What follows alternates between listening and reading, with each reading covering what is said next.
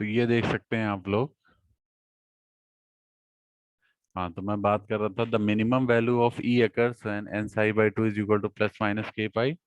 और जो S L L होता है, जिसको हम लोग साइड लोब रेशियो बोलते हैं, ये सब भी आपके पूछे जाते हैं ऑब्जेक्टिव क्वेश्चंस में कि what is side lobe ratio in antenna array. तो साइड लोब रेशियो क्या होता है? It is the ratio of first secondary maximum to the principal maximum. Principal maximum कहाँ मिलेगा? जो बिल्कुल मेन लोब पे मिलेगा। प्रिंसिपल लोब कहाँ मिलेगा? देखिए यहाँ पे, ये आपका प्रिंसिपल लोब है। ये, एक मिनट, ये यहाँ पे आपका प्रिंसिपल लोब मिलेगा। ये फर्स्ट सेकेंडरी लोब है, जो साइड वाले दिखा है पहले। ठीक है, तो इनका जो रेशियो होता है principal secondary maxima, sorry, first secondary maxima to the principal maxima, it is called the side lobe ratio. ठीक है। Null to null beam width क्या होती है? It is the angular difference between first null on either side of the main beam. ठीक है, the angular difference between first null on the either side of the main beam. तो first null कहाँ पे है? ये देखिए, ये आपका फर्स्ट नल है। इनके बीच का जो एंगुलर सेपरेशन होगा फर्स्ट नल पे, दैट इज नोन एज, उसी को हम क्या बोलते हैं? नल टू नल बीम विड्थ बोलते हैं। नल टू नल बीम विड्थ। ठीक है, ये डायग्राम है, इसी के रिगार्डिंग हम सारे डिस्कशन कर रहे हैं। अब लास्ट में आता है हाफ पावर बीम विड्थ। ये क्या होता है? This is the angular width between 3 dB points of the main beam. It is called the half power beam width. तो ये कहीं पे, यहाँ कहीं लाई करेगा ये -3 dB। ठीक है, यहाँ कहीं इस पॉइंट पे लाई करेगा। ठीक है, this is called the 3 dB beam width. ठीक है, so half power beam width का मतलब क्या है? Is the angular width between 3 dB points of the main beam. ठीक है, क्लियर? अब इसके बाद जो मेन चीज है, ये तो हमने आपको बता दिया, एरे पे बेस हमने आपको डेरिवेशन करा दिया फील्ड का for N number of arrays and two point array. Clear? अब हम आते हैं एरे के पॉइंट्स पे, टाइप्स पे। सॉरी, एरे कितने टाइप्स का होता है? एंटीना एरे 3 तरह का है: broad side array, end fire array और कोलिनियर एरे। तो we have 3 types of array antenna: broad side array, end fire array and collinear array. ठीक है, क्लियर है? हेलो?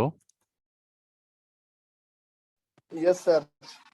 ठीक है, 3 हमारे जो है होते हैं, और ये इसमें से 100% आप मान के चलिए आपके ऑब्जेक्टिव क्वेश्चन आएंगे, ये जो टाइप्स ऑफ एंटीना है। ठीक है, क्योंकि ऑब्जेक्टिव्स में आपके इसी तरह के क्वेश्चंस ज्यादातर पूछे जाते हैं।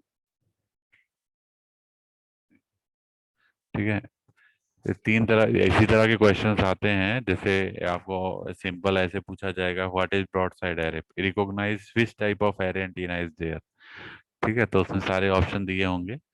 ठीक है, ब्रॉड साइड भी दिया होगा, एंड फायर भी दिया होगा, कोलिनियर एरे भी दिया होगा, तो आपको पहचानना होगा क्या है। ठीक है, तो डेफिनेशन आपको सबकी पता होनी चाहिए। जो ब्रॉड साइड एरे होता है, वो जो है बेसिकली हमारा आइडेंटिकल होता है, मीन्स परपेंडिकुलर कह सकते हैं। That is exactly, you can say perpendicular to the array axis. ठीक है, तो जो भी हम यहाँ पे एरेज लगाते हैं वो सब परपेंडिकुलर होते हैं एरे एक्सिस से। तो ये देखिए एरे एक्सिस है, इसके सब परपेंडिकुलर हैं, जितने भी हमने एंटीना लगाए हुए हैं ये इससे 90 डिग्री बना रहे हैं। देखिए एरे एक्सिस है। ठीक है, और सभी जितने भी एरेज हमने यूज किए हैं, जितने भी एंटीना रेडिएटर्स हैं, ये सब में जो करंट फ्लो कर रही है वो सेम डायरेक्शन में फ्लो कर रही है। देखिए, इसमें भी ऊपर है, इसमें भी ऊपर, अगर नीचे है तो सब में नीचे है। तो मतलब कहने का मतलब ये है कि सब में यूनिफॉर्म डायरेक्शन है, फेज चेंज नहीं होगा और मैग्नीट्यूड भी चेंज नहीं होगा। ठीक है, फेज देख सकते हैं आप, फेज भी सेम है, सब 90 डिग्री एंगल पे है। मीन्स इसमें जो करंट जा रही है उसमें भी उसी डायरेक्शन में करंट जा रही है, तो phase is same, also magnitude is same. Clear? So this is your broad side array. जो इसमें पैटर्न मिलता है वो ब्रॉड होता है, मीन्स हर तरफ पैटर्न मिलता है। ठीक है, this is broad category. Clear? ठीक है, तो इसकी डेफिनेशन देख सकते हैं। It is an array system in which N number of identical parallel antennas are set up along a line perpendicular to the array axis। ठीक है, रेडिएशन मैक्सिमम और minimum, sorry, the radiation maximum or main beam occurs perpendicular to the axis of the array on phi is equal to 90 degree. ये बात भी पता है, जब phi 90 होगा तो हमें मैक्सिमम रेडिएशन पैटर्न मिल रहा होगा थ्रू मेन बीम। ठीक है, नेक्स्ट इसी में एक पॉइंट है आपका कि जितने भी एलिमेंट्स होते हैं सब इक्वली स्पेस्ड होते हैं। आप देख सकते हैं जितने भी हमने एलिमेंट यूज किए हैं, ठीक है, ये सब आपके सेम डिस्टेंस पे है, डी डी डिस्टेंस पे। ये भी डी है, ये भी डी है, ये भी, सब डी डिस्टेंस पे है। ठीक है, इसका नेक्स्ट पॉइंट है each element is fed with current of equal amplitude and phase. जितने भी एलिमेंट होते हैं हमारे, वो उनको हम फेड करते हैं किससे? Current of equal magnitude and in phase. फिर जिससे भी फेड करेंगे वो सब इक्वल मैग्नीट्यूड एंड फेज वाले होने चाहिए in view of current. Clear? तो ये देख सकते हैं we have the arrangement for the radiates in broad side direction. Clear? तो ये डायग्राम आप देख रहे होंगे, दिख रहा है बेटा सभी को डायग्राम ये?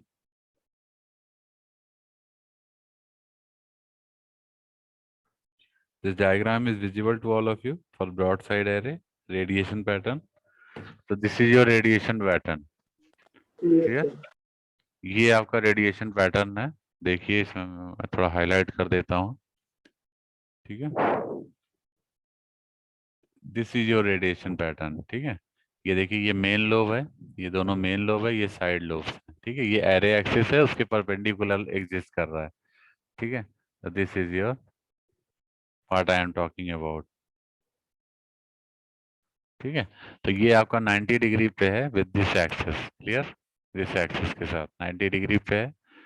तो अगर इसका प्रूफ देखें तो प्रूफ कैसे करेंगे? We have just taken psi is equal to beta T cos phi plus lambda alpha ई।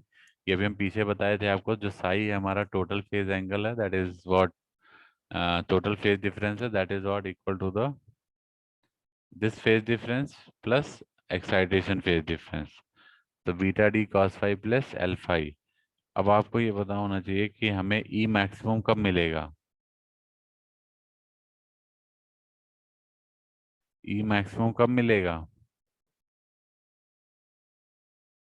सही है, ई आपका मैक्सिमम होगा जब साई की वैल्यू 0 होगी। जब साई 0 होगा तो E will be maximum. And for broad side array कब अकर होगा ये? जब फाई की वैल्यू 90 डिग्री होगी। तो तीन कंडीशन ध्यान रखना है, psi is equal to 0, phi is equal to 90 पे ई हमारा मैक्सिमम होगा फॉर ब्रॉड साइड एरे। ठीक है, तो ये वैल्यू हमने उठा के यहाँ रख दिया, साई की वैल्यू हमने 0 रख दिया, फाई की वैल्यू 90 डिग्री रख दिया, तो हमको मिल गया 0 is equal to beta D cos 90 plus alpha E. ठीक है, तो यहाँ से अल्फा ई हमारा 0 मिल रहा है। If you see alpha E is equal to 0।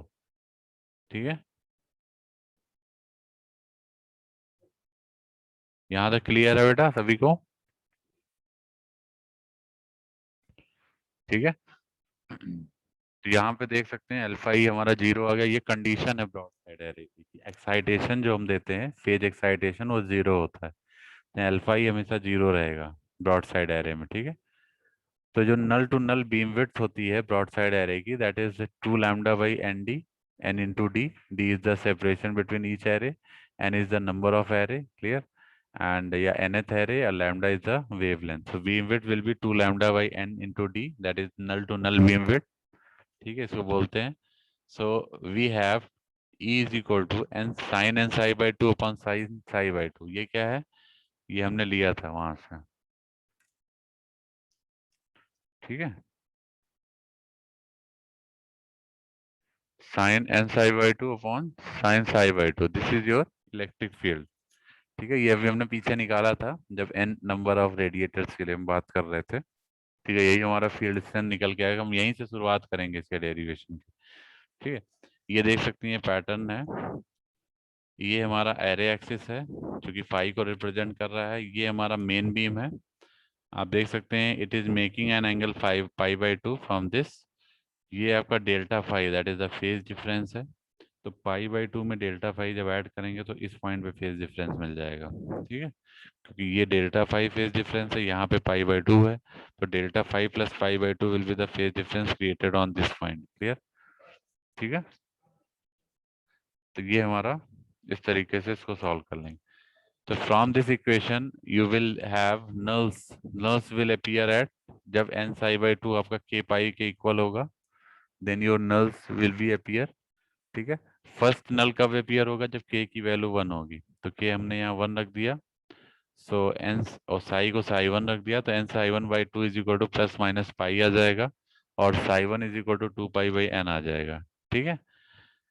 अब हमने क्या किया, now we have consider psi equal to beta D cos phi plus alpha E. Alpha E आपका जीरो ही रहेगा क्योंकि ये कंडीशनल जीरो हो गया है ब्रॉड साइड एरे में, तो हम अल्फा ई जीरो रख दिए, तो psi is equal to beta D cos phi है हमारे पास।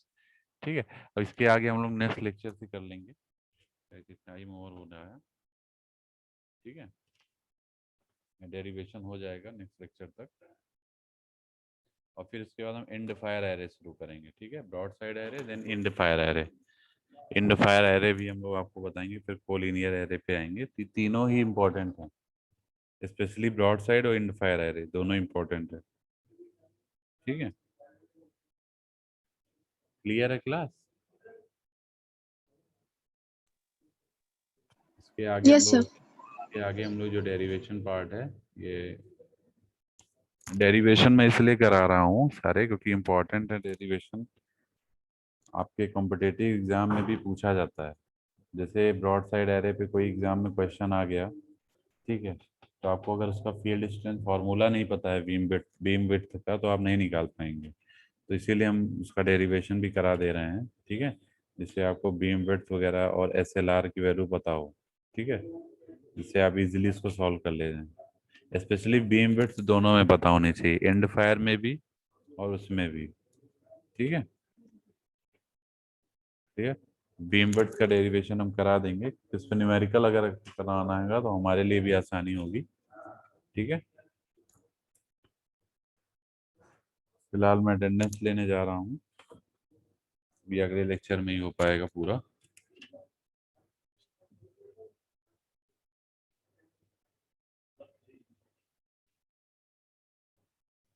सभी लोग अपनी वीडियो ऑन करिए जरा।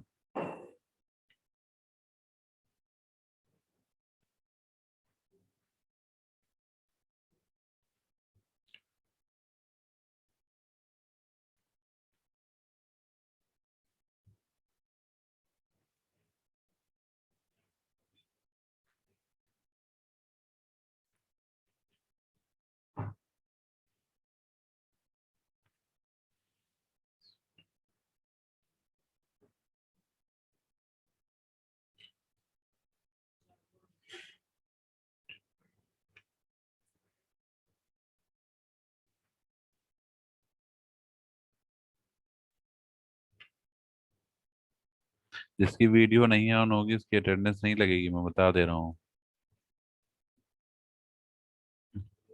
Turn on your video. Shamshad Khan.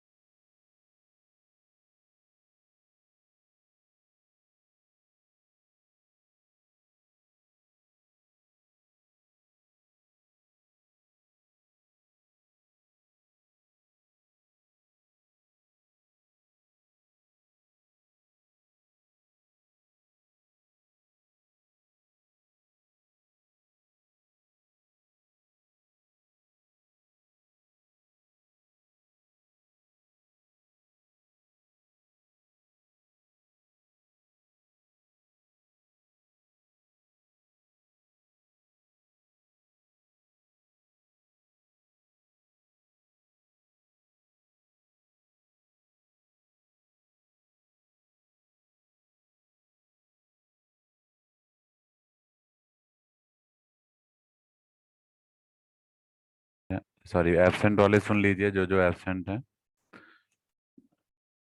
Roll number 61, 62, 64, 65, 66,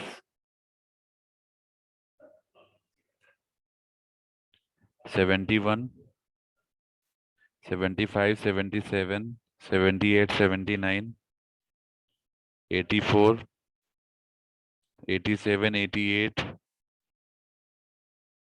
91, 92, 94, 95, 99, 101, 102,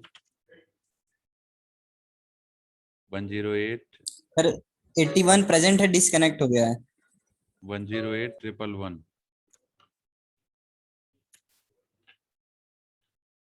81 का लगा दिया है मैंने, नीलमणि राव।